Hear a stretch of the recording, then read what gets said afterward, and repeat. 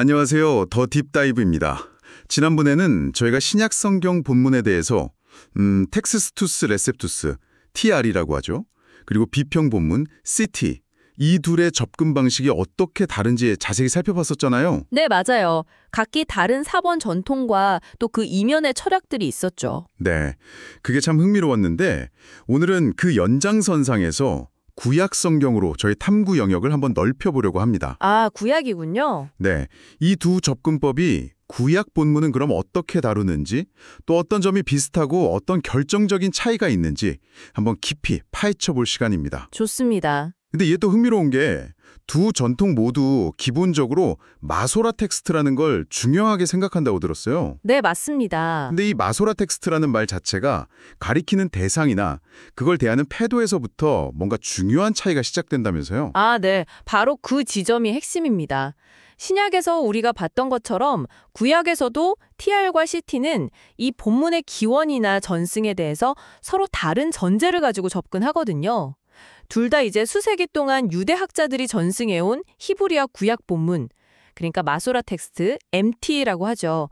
이걸 주요 기반으로 삼는다는 점은 같아요. 네, 일단 공통점이 있군요. 하지만 어떤 MT를 기준으로 삼을 거냐, 그리고 그 기준 외에 다른 고대 증거들을 어떻게 평가하고 또 활용할 거냐, 여기서부터 명확한 차이가 드러나는 거죠. 그렇군요. 그럼 먼저 TR, 텍스투스 레셉투스부터 좀 자세히 들여다볼까요? 네. 구약에 있어서 마소라 텍스트를 최종 권위로 본다고 하셨는데 이게 구체적으로 어떤 의미일까요? 그냥 마소라 텍스트라고 하면 다 같은 걸 뜻하는 게 아니었나요? 바로 그 점을 좀 명확히 해야 하는데요. TR 전통에서 보통 말하는 구약의 마소라 텍스트는요, 그냥 존재하는 방대한 MT 사본 전체를 포괄한다기보다는 아주 그 특정 시기의 특정 인쇄본을 거의 최종적인 권위로 간주하는 그런 경향이 강합니다. 특정 인쇄본이요? 네, 구체적으로 가장 자주 언급되는 게 16세기 초에 베네치아에서 야곱 벤 하임이라는 유대인 학자가 편집하고 다니엘 봄베르크가 인쇄한 히브리어 성경 판본이 있어요. 아, 16세기? 네.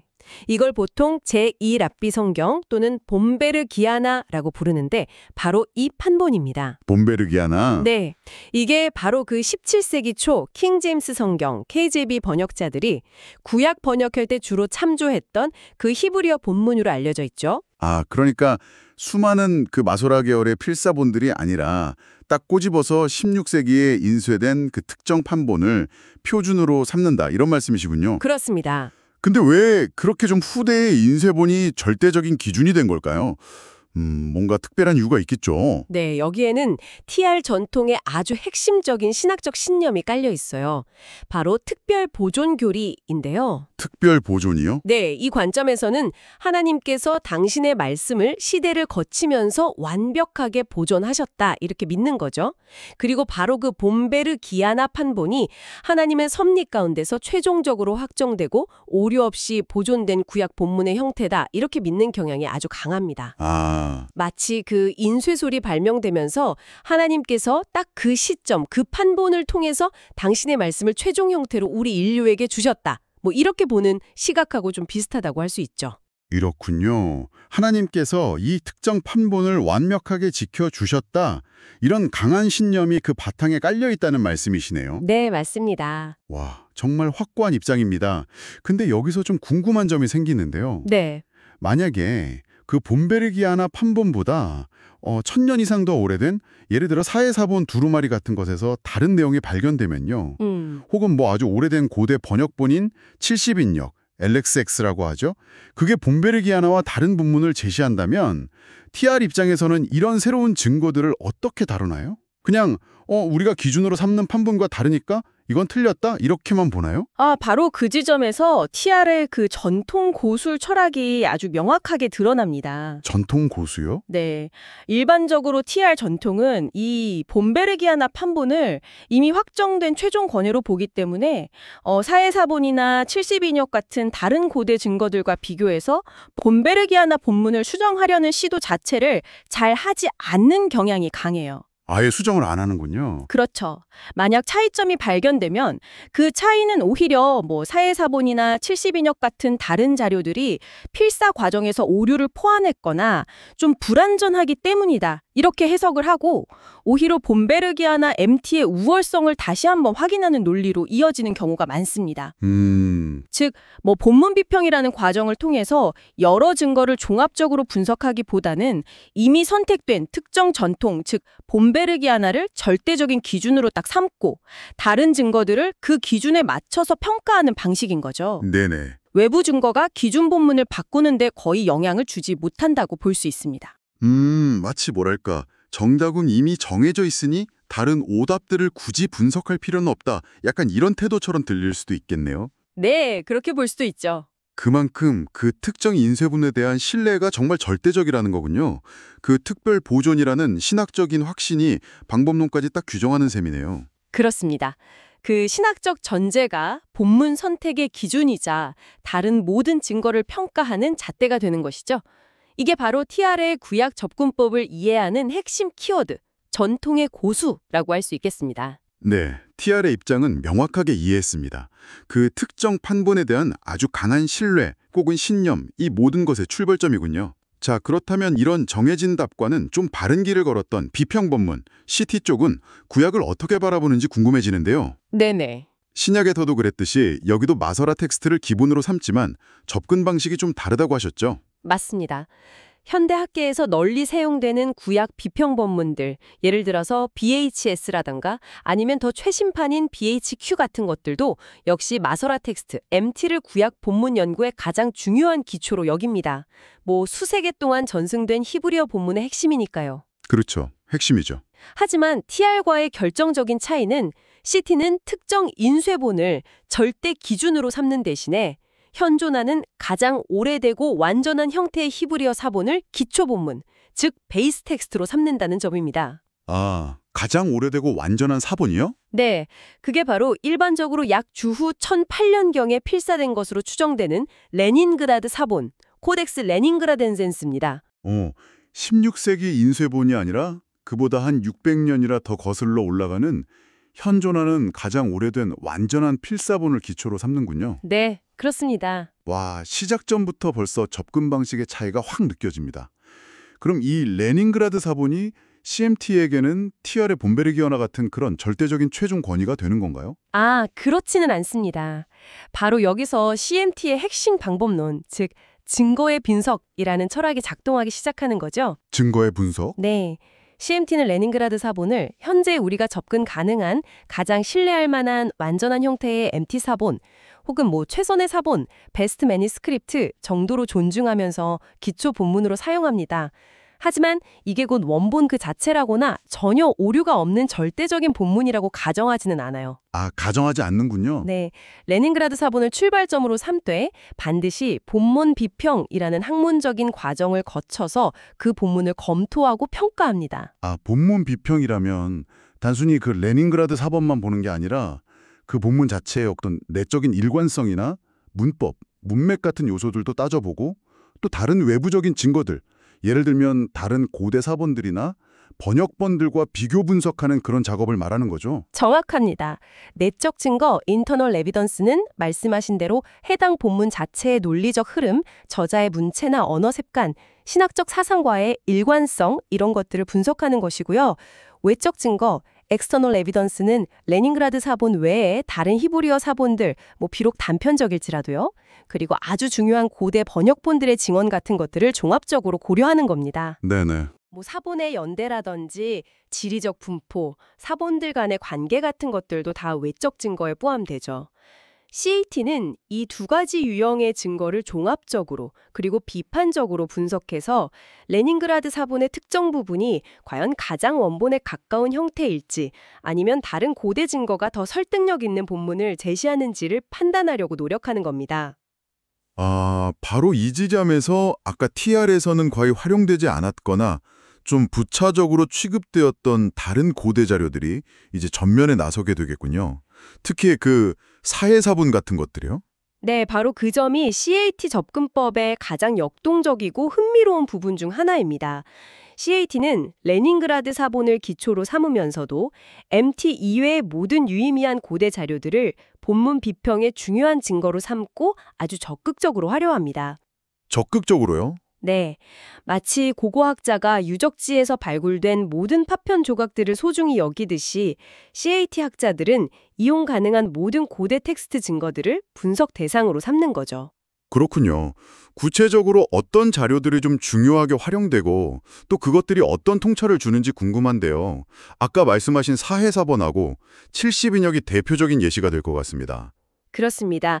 대표적으로 그 두 가지를 좀 더 깊이 살펴보면 CAT의 방법론을 잘 이해하실 수 있을 겁니다. 네. 첫째는 사해사본, 데드시 스크롤스인데요. 1947년 이후 쿰란 동굴 같은 곳에서 발견된 이 두루마리들은 기원전 3세기부터 기원 후 1세기경에 이르는 다양한 문서들을 포함하고 있잖아요. 네, 그렇죠. 엄청난 발견이었죠. 네, 그중에는 구약 성경의 거의 모든 책, 에스더서 빼고요. 그 일부 또는 전체 사본들이 포함되어 있습니다.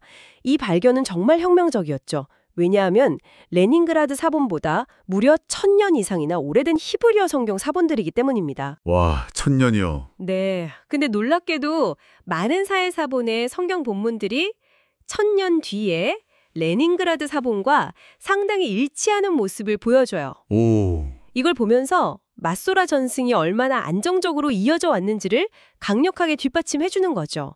이거 자체로도 엄청난 발견이었습니다. 와, 1000년이라는 그 엄청난 시간 간극에도 불구하고 본문을 상당히 유사했다는 건 정말 놀라운데요. 그렇죠. 그 맞소라 학자들의 전승 노력이 얼마나 철저했는지 보여주는 것 같기도 하고요. 맞습니다. 하지만 동시에 시해사본은 아주 흥미롭고 중요한 차이점들, 그러니까 다른 읽기라고 하죠. 이런 것들도 상당히 많이 보여줍니다. 아, 차이점도 있군요. 네. 어떤 부분에서는 레닌그라드 사본과 다른 단어나 구절이 나타나기도 하고 심지어는 본문의 순서나 내용 자체가 다른 경우도 발견되거든요. 오호. CT에는 이런 차이점들을 그냥 오류라고 단정짓고 무시하는 대신에 이것들을 고대 본문의 다양성을 보여주는 아주 귀중한 증거로 여깁니다. 네. 그래서 그 비평 본문 BHS나 BHQ 같은 거 보시면 아래쪽에 아주 복잡한 각주 시스템이 있잖아요. 그걸 비평 장치 apparatus criticus라고 부르는데 바로 여기에 레닌그라드 사본과 다른 중요한 읽기들, 예를 들어 사해사본이나 70인역 등에서 발견된 것들을 상세히 기록해둡니다. 아, 각주예요? 네. 이게 왜 중요하냐면 그냥 편집자가 선택한 본문만 보는 게 아니라 이 부분에 대해서는 고대에 이런 다른 중요한 가능성들도 존재했었구나 하고 독자나 번역자가 직접 확인하고 또 편집자의 판단 근거를 추적하면서 스스로 비평적으로 사고할 수 있도록 투명하게 정보를 제공하기 때문입니다.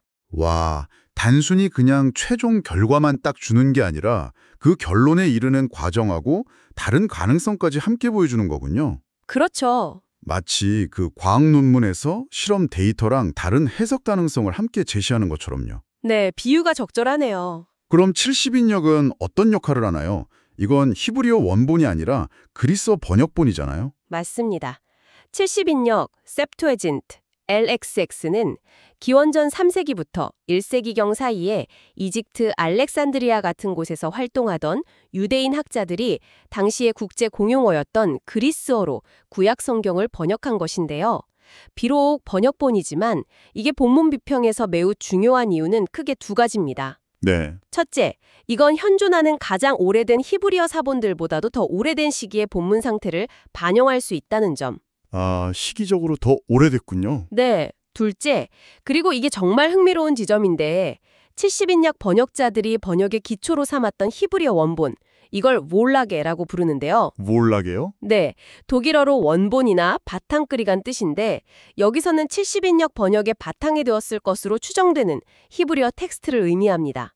이 몰라게가 오늘날 우리가 가진 표준 마소라 텍스트, 그러니까 레닌그라드 사본 같은 것이 최종적으로 확립되기 이전에 어쩌면 지금은 소실된 다른 형태의 히브리어 본문 전통을 반영하고 있을 가능성이 있다는 겁니다. 아하, 그러니까 70인역을 통해서 우리가 직접 볼 수 없는 마소라 텍스트 이전이나 혹은 다른 계열의 히브리어 본문의 흔적을 살짝 엿볼 수 있다 이런 거네요. 바로 그 가능성 때문에 중요합니다.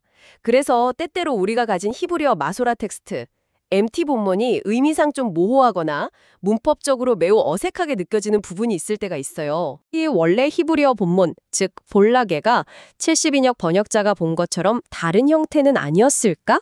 하고 추론해 볼 수 있는 중요한 근거를 얻게 되는 거죠. 물론 번역 과정에서 번역자의 해석이나 의도적인 변경이 있었을 가능성도 항상 염두에 두어야 하지만요. 그래도 70인역은 MT 본문을 이해하고 평가하는 데 있어서 빼놓을 수 없는 아주 중요한 대안적 읽기의 보고인 셈입니다. 그렇군요. 그럼 시렌티의 작업 방식을 좀 정리해보면 가장 오래된 완전한 MT 사본인 레닌그라드 사본을 기본 틀로 삼고 네. 그 위에 그보다 훨씬 더 오래된 사해 사본 조각들이나 아니면 어쩌면 다른 히브리어 원본을 반영할지도 모르는 70인역 같은 고대 번역본들까지 가능한 모든 고대의 증거들을 테이블 위에 쫙 올려놓고 그렇죠. 마치 탐정처럼 면밀하게 비교 분석해서 가장 원본에 가까울 것이다 라고 판단되는 본문을 찾아내려고 노력하는 과정이다. 이렇게 말할 수 있겠네요. 네, 정확히 그렇습니다. 그 외에도 사마리아인들이 독자적으로 보존해온 사마리아 오경이라든지 다른 고대 번역본들, 예를 들어 시리아어 페시타나 라틴어 불가타 같은 것들도 필요에 따라서는 중요한 비교 자료로 활용됩니다. 와, 정말 많은 자료를 보는군요. 네. 시렌티는 이렇게 수집된 방대한 증거들을 본문 비평의 여러 원칙들, 예를 들어 더 어려운 읽기가 더 오래된 경향이 있다. 라거나 저자의 문체나 사상에 더 부합하는 읽기가 선호된다. 같은 원칙들에 따라서 논리적으로 비교하고 평가합니다. 네네. 어떤 읽기가 가장 오래되었을 가능성이 높은지 또 어떤 읽기가 필사 과정에서 의도적이든 비의도적이든 더 쉽게 변형될 수 있는 형태인지 이런 것들을 신중하게 따져서 최종적으로 비평 본문에 수록될 본문을 결정하는 거죠. 때로는 어떤 읽기가 더 우월한지 확실한 결론을 내리기 어려운 경우도 있는데요. 그럴 수도 있겠죠. 그럴 때는 중요한 다른 읽기들을 아까 말씀드린 비평 장치에 상세히 제시해서 독자나 번역자가 그 학문적 고민의 과정을 공유하고 스스로 판단할 여지를 남겨둡니다. 이것이 바로 학문적인 증거 분석을 통해 원본의 형태를 최대한 객관적으로 재구성하려는 시도인 것이죠. 들어보니 구약에 있어서도 TR과 CT의 근본적인 차이는 마소라 텍스트를 사용하느냐 마느냐 이 문제가 전혀 아니었네요. 네, 그렇죠. 둘 다 MT를 핵심으로 존중하지만 첫째, 어떤 MT를 기준점으로 삼느냐. 그러니까 특정 인쇄본이냐 아니면 가장 오래된 완전 사본이냐. 맞습니다. 그리고 둘째, 그 기준 외에 수많은 다른 고대 증거들, 사해사본, 70인역 같은 것들을 어떻게 대하고 또 활용하느냐. 여기서 완전히 다른 길을 걷게 되는 거군요. 정확하게 핵심을 짚으셨습니다.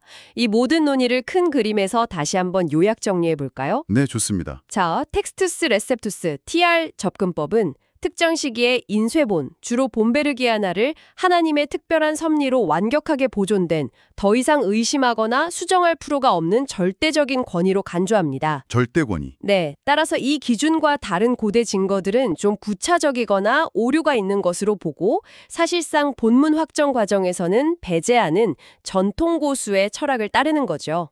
신학적 확신이 방법론을 좀 압도하는 형태라고 볼 수 있습니다. 네, 전통고수. 반면에 비평 본문 CT 접근법은 현존하는 가장 오래되고 권위 있는 완전한 사본, 즉 레닌그라드 사본을 가장 신뢰할 만한 출발점으로 삼습니다. 출발점. 네. 하지만 이걸 절대시하지 않고 사해사본, 70인역 등 이용 가능한 모든 고대 증거들을 동원해서 본문 비평이라는 학문적 분석 과정을 거칩니다. 이를 통해서 원본에 가장 가까울 것으로 판단되는 본문을 비판적으로 재구성하려는 증거 분석의 길을 걷는 것입니다. 그리고 그 분석 과정과 다른 가능성들을 비평 장치를 통해 투명하게 공개하고요. 증거 분석. 전통 고수대의 증거 분석. 고대의 중요한 문헌을 대하는 두 가지 뚜렷하게 다른 철학 혹은 접근 방식이 구약 본문을 다루는 방법에서도 이렇게 명확하게 드러나는군요. 네. 신적으로 보존된 특정 전통을 절대 기준으로 삼을 것인가 아니면 발견된 모든 증거를 종합적으로 분석해서 최선의 재구성을 추구할 것인가.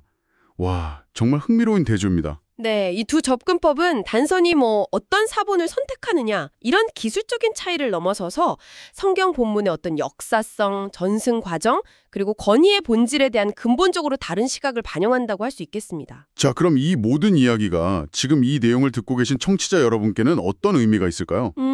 오늘 저희가 살펴본 TR과 CT의 구약 본문에 대한 서로 다른 접근법을 이해하는 것은 왜 우리가 사용하는 여러 성경 번역본들이 있잖아요. 네, 많죠. 그 번역본들이 구약 본문에서도 때때로 단어나 구절에서 미묘한 차이를 보이는지 그 근본적인 이유를 파악하는 데 도움을 줄 겁니다.